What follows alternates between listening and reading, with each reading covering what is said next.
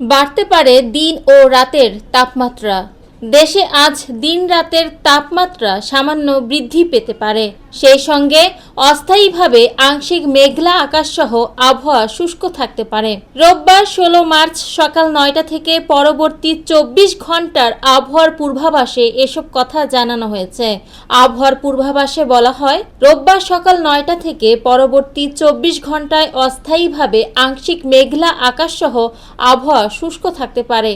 সেই সঙ্গে সারা দেশে দিন এবং রাতের তাপমাত্রা সামান্য বৃদ্ধি পেতে পারে।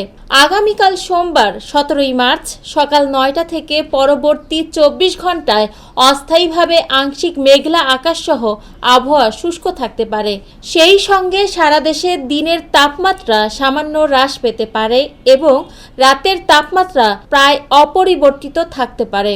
এছাড়া আগামী 4 দিনে বৃষ্টি, বজ্রসহ বৃষ্টি হতে পারে বলেও জানিয়েছে সংস্থাটি। গতকাল শনিবার দেশের সর্বোচ্চ তাপমাত্রা 37.5 ডিগ্রি সেলসিয়াস রেকর্ড করা হয়েছে কুষ্টিয়ার কুমারখালীতে। ঢাকার সর্বোচ্চ তাপমাত্রা রেকর্ড করা হয়েছে 34.9 ডিগ্রি সেলসিয়াস।